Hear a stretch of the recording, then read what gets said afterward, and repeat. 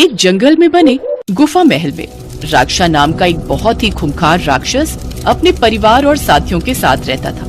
राक्षा राक्षस ने जंगल में बहुत तबाही मचा रखी थी। वो और उसके साथी जंगल से गुजरने वाले लोगों को बहुत डराते थे, खूब धमकाते थे और बेवजह उन्हें तंग करते थे और अपनी भूख मिटाने के लिए उन्हें खा भी जाते थे। पर राक्षा राक्षस की पत्नी सुंदरी बहुत ही धार्मिक स्वभाव वाली थी। वो भगवान शिव की बहुत पूजा और अर्चना करती थी। वो राक्षा को बुरे कर्म करने के लिए हमेशा मना करती थी, परंतु राक्षा अपनी पत्नी की एक नहीं सुनता था और सुंदरी जब भगवान शिव की पूजा करती तो उसे बहुत क्रोध करता था। ओम नमः शिवाय, ओम नमः शिवाय, ओम नमः शिवाय।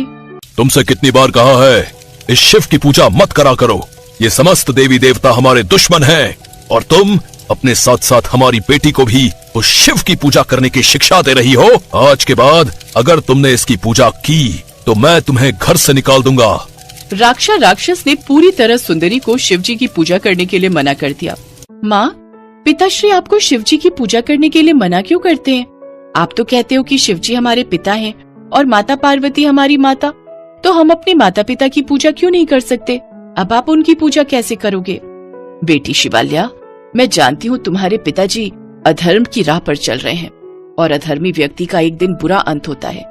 मैं यह बात भी जानती हूँ, परंतु मैं तुम्हारे पिताजी को समझा समझा कर थक गई कि वो धर्म का मार्ग त्याग दें, किंतु वो मेरी बिल्कुल नहीं सुनते। मुझे नहीं पता कि आगे क्या होने वाला है, पर मेरी बात हमेशा याद रखना। कभी भी तुम्हें किसी मुश्किल का सामना करना पड़े और तुम्हें सहायता की आवश्यकता हो तो तुम अपने आप को अकेला मत समझना। तुम भगवान शिव को याद करना, मैं जानती हूँ वो तुम्हारी सहायता अवश्य करेंगे। सुंदरी अपनी बेटी को धर्म का मार्ग दिखाती है। अब वो चोरी छुपे जंगल में दूर जाकर अपनी बेटी के साथ एक शिवलिंग की पूजा करने लगी। पर राक्षा को इस बात का पता चल गया और उसने क्रोध में आकर सुंदरी को घर से बाहर निकाल दिया। सुंदरी बहुत रोई। स्वामी, हमारी बेटी बहुत छोटी है, मुझे अपनी बेटी से अलग मत करो।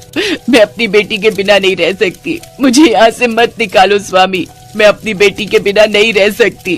पिताश्री, माँ को घर से मत निकालो, मैं माँ के साथ ही रहूंगी, मुझे आपके साथ नहीं रहना। मैं जानती हूँ आप अच्छे पिता नहीं हो क्योंकि आप शिव जी की पूजा नहीं करते हो। देखा तूने, अपनी बेटी को भी मेरे खिलाफ भड़का दिया। अब तू यहाँ से चली जा, मैं अपनी बेटी की अपने तरीके से परवरिश करूंगा। राक्षस सुंदरी को घर से निकाल देता है। सुंदरी जंगलों में भटकने लगती है और बहुत दूर निकल जाती है। उधर शिवाल्या का रो रो कर बुरा हाल था। उसे अपनी माँ की कही हुई बात याद आती है और वो भगवान शिव को याद करती है और रोजाना उनकी पूजा और भक्ति करती है। हे शिव शंकर, माँ कहती है कि आप हमारे पिता हो, फिर तो मैं आपकी बेटी हुई, आप मेरी सहायता करो। पिताजी ने माँ को घर से निकाल दिया क्योंकि वो आपकी पूजा करती थी। मुझे मेरी माँ से मिला दो, माँ के बिना मेरा मन नहीं लगता। माँ कहती है आपसे जो भी मांगो आप जरूर देते हो, मुझे मेरी माँ दे दो। शिवाल्या रोजाना शिव जी से प्रार्थना करती। उसने महल में चोरी छुपे एक शिवलिंग भी बना लिया और वही शिव जी की पूजा और तपस्या करने लगी। एक दिन राक्षा ने शिवाल्या को शिवलिंग की पूजा करते देख लिया और वो अपनी बेटी पर भी क्रोध करने लगा। क्रोध से राक्षा की आंखें लाल हो रही थी और वो गुस्से में अपनी बेटी पर चिल्ला रहा था। मैंने कहा था ना कि इस घर में शिव की पूजा नहीं होगी। तुमने भी अपनी माँ की तरह मेरी आज्ञा का उल्लंघन किया। आज मैं तुम्हें भी इस घर से निकाल दूंगा। जो शिव का मित्र है वो मेरा दुश्मन है। पिताश्री, मुझे डर लग रहा है, मुझे घर से मत निकालो पिताश्री। ओम नमः शिवाय, ओम नमः शिवाय, ओम नमः शिवाय। शिवाल्या शिव मंत्र का जाप करने लगी। अभी भी तू नहीं मानेगी, तू अभी भी शिव मंत्र का जाप कर रही है। तेरे ऐसे मंत्रों का जाप करने से शिव यहाँ नहीं आ जाएगा, वो मुझसे डरता है। समस्त देवी देवता मेरे नाम से भी घबराते हैं। चल, तू यहाँ नहीं रहेगी, तू मेरी बेटी नहीं है, तू अपनी माँ की तरह मेरी बैरी है।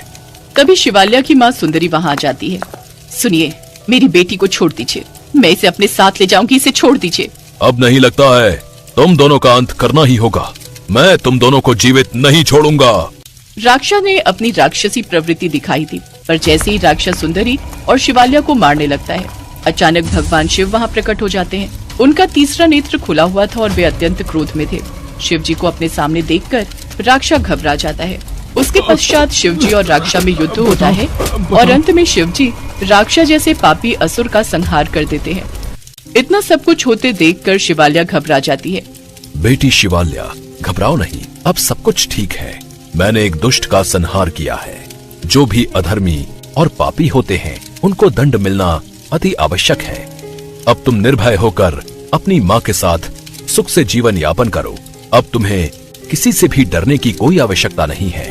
तुम जब भी मुझे याद करोगी मैं अवश्य तुम्हारी सहायता के लिए आऊंगा। आगे चलकर तुम्हारा विवाह राक्षस कुल के एक बहुत ही यशस्वी राक्षस राजकुमार महायश के साथ होगा।